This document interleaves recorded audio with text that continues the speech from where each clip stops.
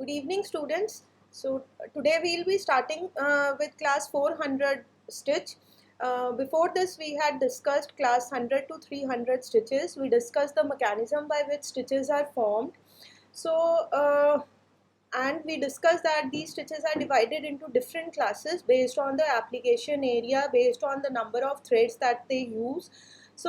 In the same series we will be discussing class 400, which is a multi-thread chain stitch, or it is also known as double locked stitch. So this is showing the representation of the multi-thread chain stitch. So basically here if you see the red color, so red color thread is indicating the needle thread here, and the yellow one is representing the looper thread. So looper thread is analogous to the bobbin thread, which was used in lock stitch machine. But if you remember, we discussed during the formation of lock stitch that bobbin has limited thread carrying capacity and it gets exhausted soon, and as the bobbin gets exhausted it has every time to be replaced with a filled bobbin. So that results in more machine downtimes and it results in loss of production. So for continuous running of machine, for longer production runs, we want continuous supply of the thread. That is the reason in high speed industrial sewing machines the bobbin has been replaced by looper. The purpose of looper is also same as that of bobbin, that is it supplies the under thread, the thread which will make its appearance on the bottom side of the fabric. The only difference is that here the thread is not mounted on the bobbin itself, but we have a eyed looper which has an eye, just like the needle which has an eye for the passage of thread. So the thread will be passed through this eyed looper, and how the thread is being supplied, it is being supplied from a package which is mounted on the outside of the machine. This package can be a cone or any bigger package, so that we can have continuous thread supply. So this yellow one is indicating the looper thread here. So in this case, one needle and one looper is used for the formation of this stitch. We can have different stitch classes. Within this class 400, we can have different type of stitch types like 401, 402, 404, 406 and 407. These different type of stitches vary in the number of components or the number of threads that they use for the stitch formation. For example, here you can see these are indicating the two needle threads. That means this kind of stitch is made with the help of two needles and one looper. Here this is representing the looper thread, the yellow one, and these red ones are representing the needle threads which are coming from two different needles. So 401 and 406, how do they vary? Both of these come under stitch class 400, but 401 uses a single needle and a single looper, whereas 406 uses two needles and one looper. We can see this with the help of a small video, and it will be more clear when you see the video.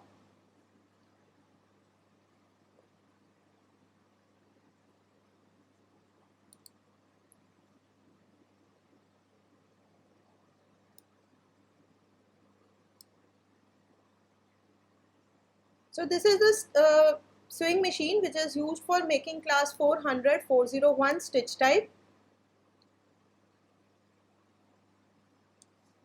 You can see here the movement of the needle. This is showing the 401 stitch type where a single needle and a single looper is used. This component is looper, which has an eye here through which this yellow thread is passed, and the green thread is coming through this needle.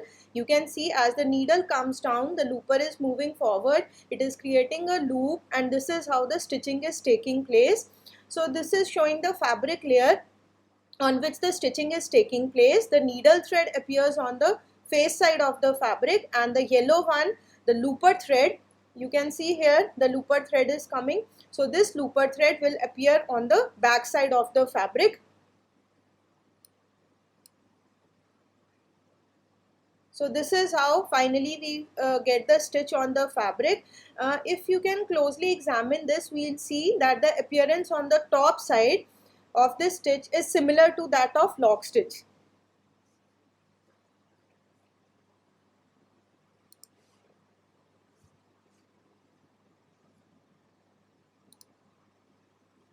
So in the video we saw that how the stitch is formed.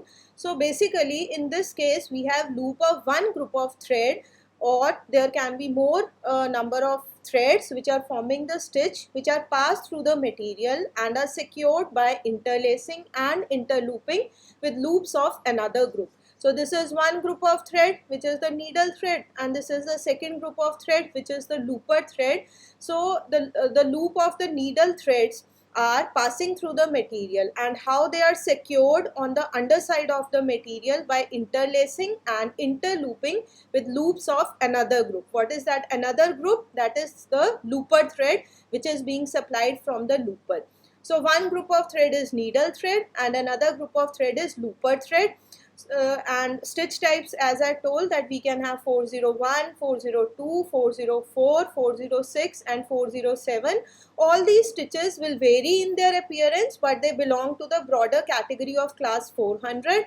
They may vary in their appearance, they may vary in their application area, and the number of needles or the number of loopers that are used for the stitch formation of these subclasses may vary.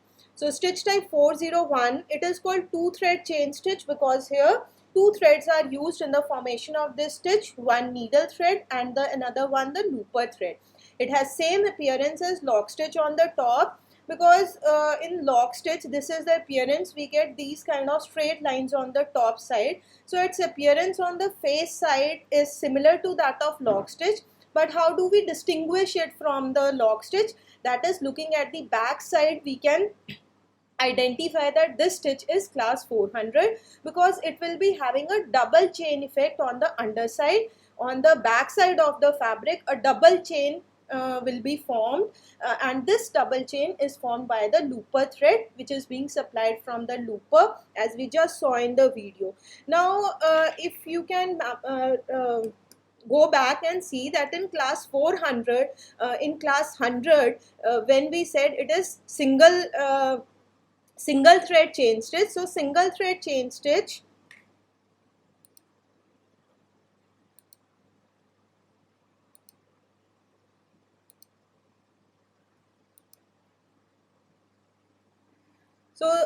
class 100 was also referred to as the chain stitch, but here we said it was single thread, and now we are discussing class 400, which is called double thread chain stitch or multi-thread chain stitch. So both these classes, that is 100 as well as 400, they come under the category of chain stitch. But then what is the difference? That in this single thread chain stitch or class 100, you can see here there is just one thread which is used in the formation of stitch, and this stitch is formed by intra-looping, where one thread is passing underneath the fabric, it is forming the loop, and then the needle, as it goes up, the newly formed stitch will be passing through the head of the previously formed stitch. So because of this mechanism of intra-looping, this stitch is poor in its strength compared to class 400.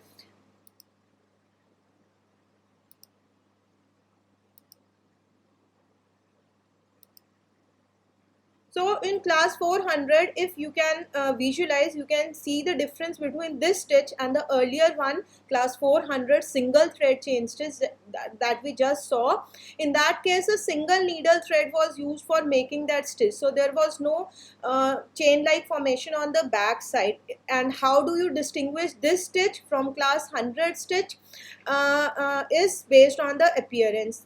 The class 100 single thread chain stitch will also show the same appearance as lock stitch on the face side, but on the back side it will be having a single chain. And here the difference is that in this stitch you will be having a double chain at the back side of the fabric. So more number of components are involved, more thread components are used in making this stitch. Of course it is more secure and stronger compared to class 100 single thread chain stitch. So in single thread chain stitch there is a looper, but it is non-functional. That is, the thread won't be passed through the looper when class 100 thread chain stitch is to be formed.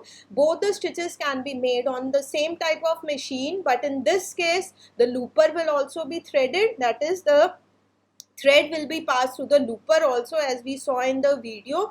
But if class 100 single chain stitch is to be made. So in that case, the looper will be just serving as a support element, helping in the extension of the needle thread and extending the loop formed by the needle, but it won't itself be providing any thread for the stitch formation. We have discussed what would be the appearance of stitch type 401. So its appearance on the face side will be similar to that of the lock stitch, that is these kind of dashes will appear on the face side, like in 406 also you can see this kind of appearance will be visible on the face side of the fabric. The only difference in appearance of 401 and 406 will be that in 401 you will have a single row of stitch at the face side, because a single needle is used for the making of this stitch. And why two rows of stitches are visible here? Because this is representing class 406 stitch, which is formed by two needles. So analogous to the two needles, you can see the two rows of stitches on the face side of the garment. So the chain lies on the undersurface of fabric with needle thread drawn through to balance the stitch. So in this case, the needle thread is drawn through the looper thread, and this is how it is balancing the stitch. And similarly in this case also, like this is one needle thread, this is the second needle thread, and this looper thread is passing this way between the two. It is covering the two needle threads, and the appearance on the back side will be somewhat of this kind. So this is showing the appearance of class 406 stitch. So stitch 406 is also known as bottom covering stitch. Bottom covering stitch, why it is called bottom covering stitch? Because of this kind of appearance of the looper thread. So it can be referred to as the bottom covering thread, because it is the way it is covering the needle threads. So this kind of stitch is also known as the bottom covering stitch, and it uses two needles and one looper thread. As already discussed, these are the two threads coming from the two needles, and this is one looper thread which is spreading in this way between the two needle threads. So the looper thread covers the fabric between needle threads on the underside, on the back side of the fabric. And as far as the application areas of this stitch is concerned, the loop formation of stitch elongates when extended and find application in seams that require elasticity, such as setting sleeves and attaching elastic material. So this stitch is known for its extensibility, so it can be used where we require elasticity. For attachment of elastic components, this stitch can be used. So this can be used for seaming operation, where seams are to be applied on different garment types. Stitch 406, this one which uses two needles and one looper, it is used to cover the seams or unfinished edges on inner side of the garment and keep them flat, where we want a bulk free appearance on the garment. So there this stitch class 406 is preferred.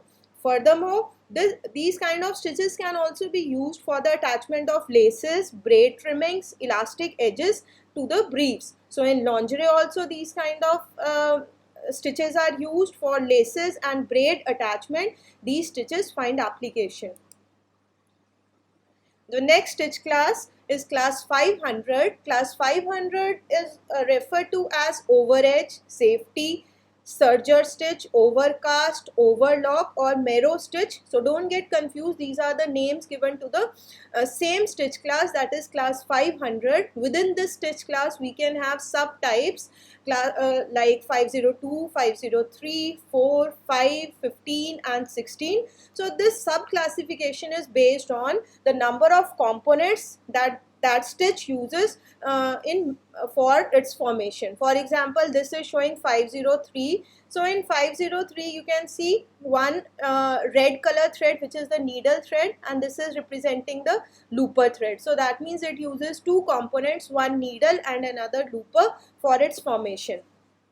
Here you can see three different color threads, indicating that this one is the red one is the needle thread, this is the looper thread, and this one is the thread which is bottom covering thread, which will appear along the edge of the fabric. So the basic distinction of this stitch from all other stitch types is that this stitch basically one group of the thread will be covering the edge of the fabric. If you see these light lines, so these are indicating the fabric edges, and this is the only stitch where the threads are forming the loop on the edge of the fabric. Similarly, in this case, in all the variants of this stitch, you will see that one group of thread or the two group of threads can appear on the edge of the fabric. So this is the distinguishing feature of this stitch, and this is the reason why it is also called safety stitch, because it is used for edge neatening or for finishing of the edges. So stitch formed from one or more needle or looper thread with at least one thread passing round the edge of the material being sewn. So as I discussed that here, at least one group of thread will be passing through the edge of the material. Loop of one group of thread, so one group of thread here can be referred to as the needle thread, are passed through the material and are secured by interlooping with loops of one or more interlooped group of threads before the succeeding thread loops of the first group are again passed through the material. So the needle thread will be carried here, a loop will be formed, and how this needle the loop formed by needle is secured here by means of this looper thread. So it will be held or interlooped by the looper thread here until the time that the needle will come again. The needle loop will be formed here, and this process will be repeated until the entire edge of the fabric gets covered with the rows of the stitches. So this I have told that how the sub classification of stitches is done. So these stitches will vary in their appearance, they will vary in the type of the components, the number of components that they are using, and they can have different application areas. So stitch type 502 and 503 are formed by two threads, one being the needle and another being the looper thread. So 502 and 503 are formed by needle and the looper thread. One needle and one looper will be forming this kind of stitch. Stitch type 502 is a tight stitch which is used for seaming the outer edges of the bags. So this is the application area of stitch type 502. Stitch type 503 is used for blind hemming on t-shirts and for serging. So that is why it is also known as the serger stitch, because it is used for serging, that is, it is used to cover the edges of the t-shirts. It is also used for blind hemming purposes. And what is serging? Serging is a process of finishing single fabric ply to prevent raveling in menswear. So there are chances that in knitted fabric the thread may come out, the thread may ravel. So without folding the fabric inwards or without adding any additional component, it is simply covered by rows of stitches. As you can see here, that a single fabric ply is covered by the rows of the stitches, so that the fabric raveling can be prevented, no threads come out from this portion of the fabric. And this is generally preferred where we want a bulk free garment, because if we fold the fabric inside and then we perform the hemming operation, so it will add to bulk in that material.